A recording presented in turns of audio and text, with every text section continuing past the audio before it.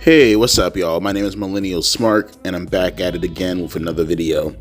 So, it's really astonishing, honestly, how many people have turned their backs on AEW, and honestly, all for the better. This is a wake-up call for AEW. I don't understand how one can make as many mistakes as they made and still be able to move forward with the momentum that they currently have at the moment. I don't mean momentum in the sense of like the television numbers or drastically losing an audience, but momentum in the sense that they get to continue going forward, right? They get more opportunities. They're like the Kamala Harris of professional wrestling in the sense that they fell upwards. You know, like they get all these advantages that companies like, quite frankly, TNA, I've never seen gotten. And you know what? People have their reasonings. Companies have different agendas as to why they want to do what they want to do. Standards do constantly change. 3 million views, say about a year ago, if this was kind of like an inflation thing that we're trying to, put on the ratings or the viewership number, maybe it could very well be, I don't know, 900,000 today. Maybe 3 million in 2002 is 900,000 today. You never know. But what I am suggesting is that AEW, if for nothing else, is declining. You can like the creative, you can like specific things about the show individually from your own perspective, but they are declining. And I'm here to tell you my opinion. I've always been open about this. I think the product is absolute dog shit, right? And it's been a roller coaster ride because, as I've said many times in the past, 1 minute I wasn't really on board with AEW. Then I gradually came around, let's say about 2021-ish, right? Then it started to come down again, like towards, I want to say maybe the late portion of 2022. And it's just been declining each and every single year. But I feel like 2024, one is by far the worst year this company has ever seen. From the decisions that they made, from the creative that they put forward, and all creative completely failing. But I think last night, to me, watching the show, it put things into perspective, right? Because as I said last night, if you watched the review, it's not even to the point anymore that I can find myself being animated, right?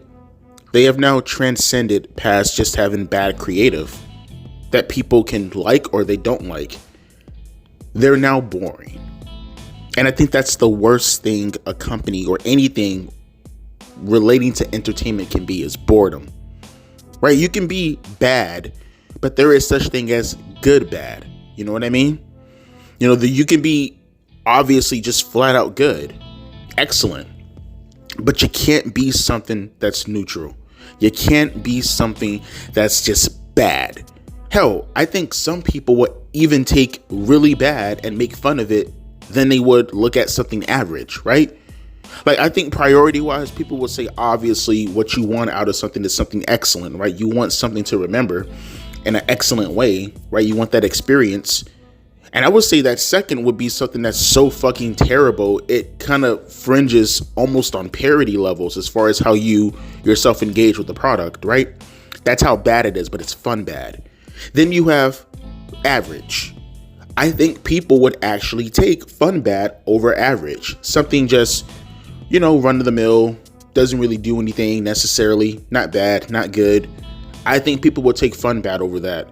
And then you have boring. You have boring, where there's nothing going on. It is so bad that you yourself can't even take the opportunity to react to it. I think that's where AEW, if not venturing on, already is. Look at the product that they had last night. You know what? Before we even talk about the product last night, before we even talk about that, let's look at some of their key angles happening throughout the year. Right? The biggest angle that they had at the start of 2024, and I think people have already forgotten about it. That's how bad it's been. Remember, folks, this wasn't last year. This was this year. This year, December 31st or December 30th, one of those two dates, was when this angle took off.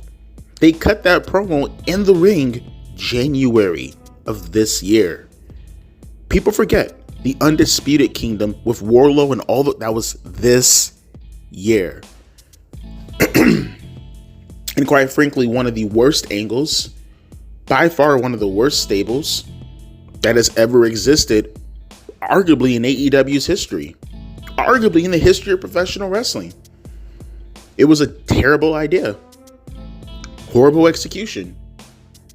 They really tried, and I will give credit where credit is due. They tried to make the best of a bad situation.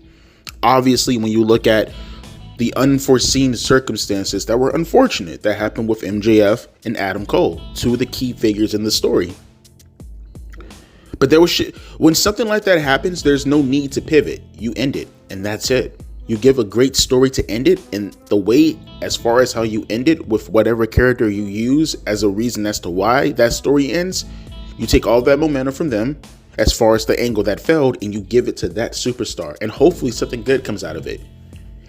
Instead, what they did is they ended that story, and then they tried to come back to it multiple times.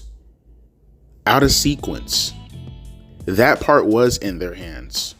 The storyline and how it came to be in regards to the failure of it, one can argue that was out of their hands, but how they handled it going forward, that was absolutely in their hands, and they continue with it, and look where it's gotten us, to the point now where you have people who weren't even necessarily integral to the story in itself taking the place of the other superstar, and it makes no sense.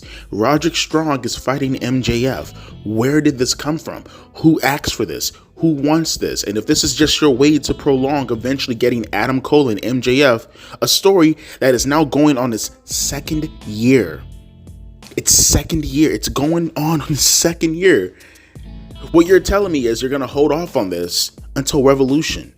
And knowing this company, it wouldn't even surprise me if we get a special, like say Winter is Coming, for an example, and MJF and Adam Cole have their first match there. The Wembley main event is what they're going to use to draw the show, right? And then it might even open. It might even open. And mind you, if you remember correctly, before even all of this even took place, even before the Wembley show even took place, they had a one-on-one match on television already. People tend to forget about that. They had a full-fledged 30-minute match with, I can't remember if it was a time limit draw or something along the lines of that led to the Wembley match. And then that Wembley match led to all of this. And that this could possibly lead to a special on television. That could possibly take that, and that could lead into February at Revolution. Not saying that all this is going to be the case, but it's just to tell you the position that they're currently in right now and the decisions that they make. But it gets better because you move forward past all of this, right? Just to come back, but I digress. You go to the next big angle this year, right? That one happened in the wintertime. We go to the next one that happened during the springtime. What's this new great angle that they're going to produce to give to us, huh? The spring and the summertime, dominated by the Elite. They're bad guys. We're gonna have a stable led by Kazuchika Okada, Jack Perry, the Young Bucks. Where did that go? Where did that go? You even had Tony Khan take a bump. You brought Chad Khan out. All of this happened. Where did it go? Where is it, huh? Where is it? Oh, that's right. It's in shambles. The Young Bucks, from my understanding, they're on hiatus right now. That's why they dropped the tag team belts. They went on hiatus. I don't know what the fuck Kazuchika Okada's doing. Was he even on the show last night? Huh? All this for what? All this for what? All this for what? At the very least, with the Adam Cole and all the stuff that was going on with the Elite, at the very least, there was a premise behind it, right? At the very least, there was a reasoning behind it, right? With the Elite stuff, I don't know the reasoning. I don't know why.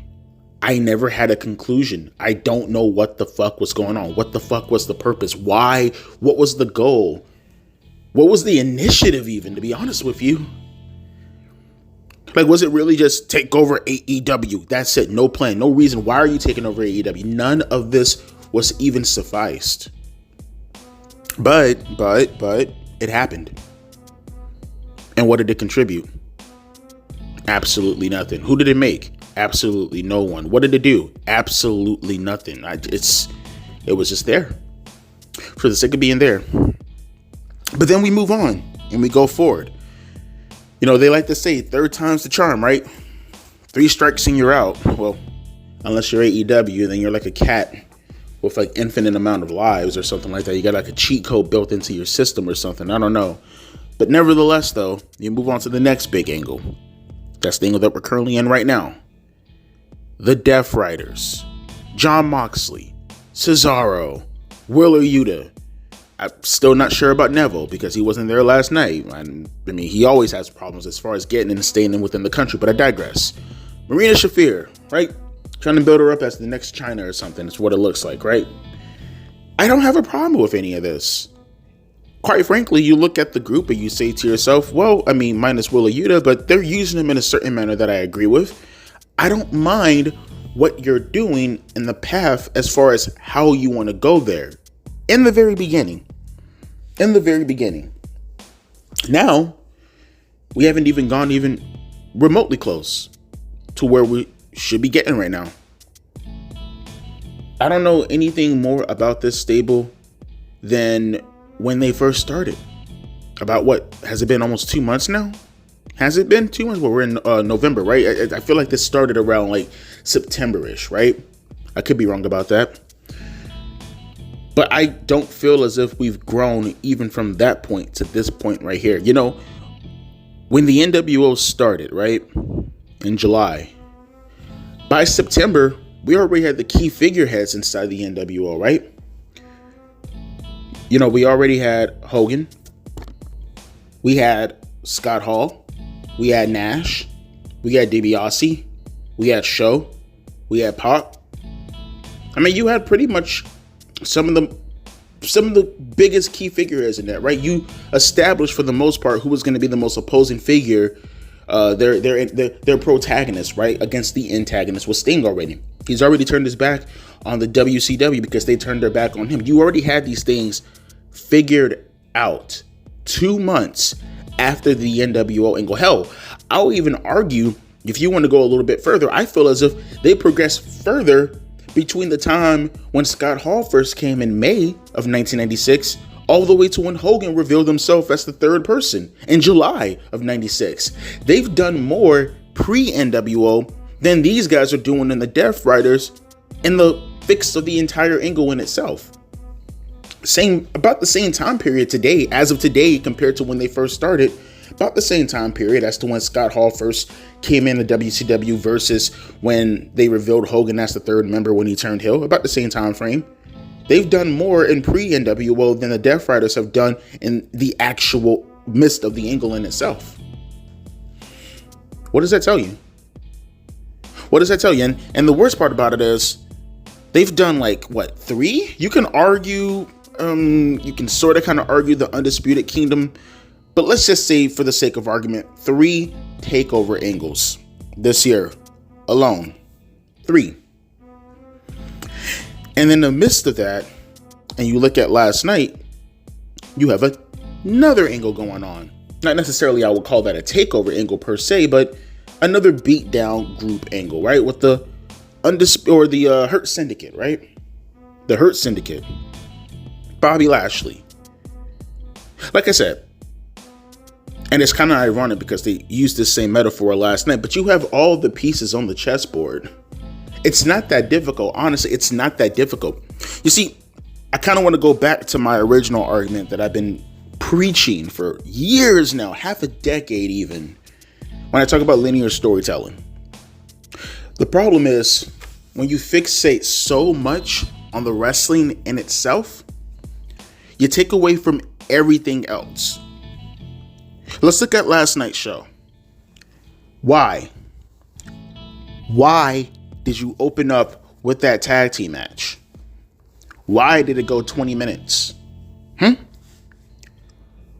What purpose did it serve throughout the rest of the night? Did we come back to talk to Christian? Did we come back to talk to Adam Page? Did we do any of that? Did we come back to talk to the Bullet Club? Any of this? Were there any reason for this match to go on to take up that much TV time while progressing literally nothing throughout the first almost 1/4 of the show? The quarter of the first show was dedicated to this tag team match, damn near. No, it didn't. It served literally no purpose besides just wrestling. The same wrestling that they're expecting you to pay $50 for coming up at the pay-per-view. Give it to you on free television while taking away from all the angles that could have been happening throughout the night. Gets better. Main event. Tag team match. The House of Black. FTR. I turned off the show before we even got to the main event. Why? What's the point?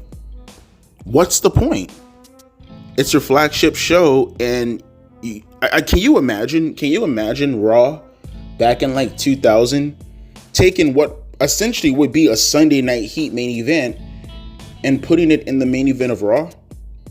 Like, I love Edge and Christian. I love the Hardy Boys. I love the Dudley Boys. And hell, to be honest with you, that even would be an appropriate argument because the Hardys, the Dudleys, and Edge and Christian are more over than anybody in that company. Main event, mid-card, women, tag team, whatever. That'd be the equivalent. And mind you, the circumstances wouldn't even match up because, well, I mean, at the very least, if it's the Hardys, it's Edge and Christian, it's the Dudleys, at least you can make an argument it's for the tag team championship belts, right? Right? They didn't even have that in the main event last night. It was title implications, not even the tag team main event. Last week, or was it 2 weeks ago at this point? Either last week or 2 weeks ago, I lose track of time. I think it was 2 weeks ago. They actually put the tag team championships in the middle of the card, which that's where it's supposed to be. I completely agree, right? Now, granted, I will say that the timing is kind of fishy because, I mean, you're doing this angle, which ended up being pretty damn good with Private Party and the Young Bucks. You're doing all of this stuff with this angle, which theoretically should have taken place on a pay-per-view, or at the very least, if it's going to be on the show, maybe it should have been the main event. But you put that in the middle of the card just to follow up a week or two later, and you're now going to put tag team implications in the main event. Tag team implications. While you have two of your biggest angles currently on the card. So don't close out with the World Champion. Don't close out with the Hurt Syndicate with you just now freshly bringing in Bobby Lashley. No. Close the show with tag team implications of one team. Actually, both of those teams, pretty much for the most part, they linger on Collision. Make it make sense. This right here, this type of mentality, this type of mindset, you're not educating your audience. You're not doing anything worthwhile. Your entire mentality and your entire mindset is so fixated on the actual in-ring component that you're just blocking out everything else. And that's why you're losing fans.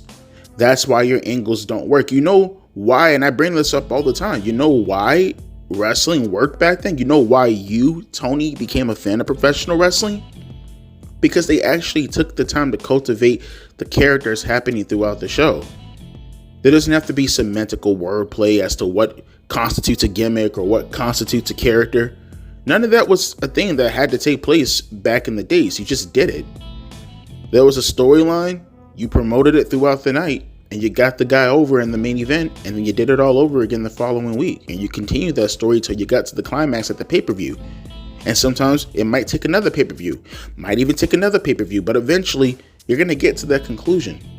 And the conclusion and the payoff is as to why you did those things on the show is what gets people involved, engage with those characters, relate to those characters, and that's what's going to get people to want to tune into the television show. There's no one to relate to on the show, and you're not given any reasoning to. The Hurt Syndicate could be a thing. You could be giving them so much TV time happening throughout the night, especially with Swerve Strickland being there.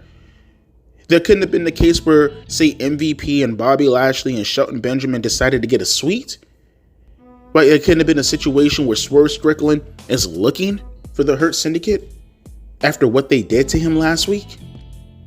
It couldn't have been a situation where while he's looking for them, and he's doing this throughout the night, he has his little chains in his hand, and then they go send Shelton out there to go take care of business, and then Shelton gets knocked down, and then he eventually makes it to the suite, and he gets his hands on MVP, but he doesn't quite get to do anything to him because security guards are breaking it up. Bobby Lashley is making it known that if he wants a piece of him, come talk to him next week, and we'll do this like businessmen. We'll have a contract signing, something along the lines of that.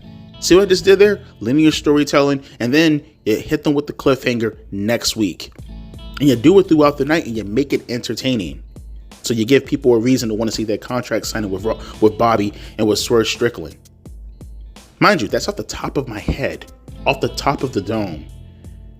And you're doing that throughout the night, while at the same time, you're hyping up everything in regards, giving promos after promos, educating people on what Jon Moxley is talking about, not sending him out there to do a 2-minute promo rambling about fucking nonsense.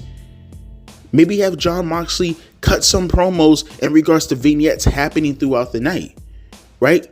Maybe have Orange Cassidy backstage who doesn't want to be the leader, concerned over his friends, concerned over who he's letting down while these vignettes are playing throughout the night. And eventually he works up the courage to call out Jon Moxley later on that night. He works up the courage to do that, and he calls out Jon Moxley. And then he gives the challenge, and then you build it up that way. And you don't show Darby Allin at all, because that's the mystique. The mystique is eventually you're going to get to Darby Allin. But that's how you do it. You have two solid angles happening throughout the night with multiple things dotted in throughout the show. And they can't do just this basic type of booking that just came off the top of my dome. See, you people get angry at me for talking about AEW being this, and you're negative about the company this, you're negative about the company that. I'm sorry if I've been watching wrestling for 30 years and I've seen it when it was at its best. I'm sorry that you've been watching professional wrestling for, 30 minutes. And this is what you think being good is all about. And then you get something actually quality, and then you say to yourself it's the best of all time, when in reality, that was just the standard of what we got back in the days. And I'm sorry for those who know what good is, who knows what bad is, but you choose to be ignorant. You choose to be silent on this issue because, well, you just want to fit in with the rest of the wrestling people, right? You want to fit in with the rest of the fan base. Do you. That's not me, though. That's not me. You're losing fans. You're losing fans at a rapid number. Your audiences, the reactions are a lot lighter than what they were a couple of years ago, my dude. I don't know what you want me to say. The fans out there who get angry, talk about this, talk about that. No, I won't. I'm not going to. I want this company to do good. I want this company to thrive. It shows like last night. It shows like what's been happening throughout the rest of the year. It's giving you, they're telling you, the audience is telling you that they don't like the show. They see the product for what it is. Ignore WWE. They are out of the vicinity. They are out of our minds right now. WWE is never going anywhere. They are already set in their minds as far as what they want to do. I'm not worrying about myself with something that foundational. Not foundational in a sense of like moral value or anything. Foundational in the sense that they are set in stone. That nothing's happening with that formula. It's your formula that I'm worried about. Because it's your formula that's going to get that formula working again. And when you both have working formulas, then that makes professional wrestling work overall. Man, swear It sucks sometimes because it's like you sit back and you have to recognize that you're preaching to the choir. I wish other people would hear this though. Even if it doesn't come from me, I wish they would at least get this message. Whatever though. Deaf ears, right? My name is Devontae, aka Millennial Smart, and I'll be catching you guys later. Deuces, P. Ice.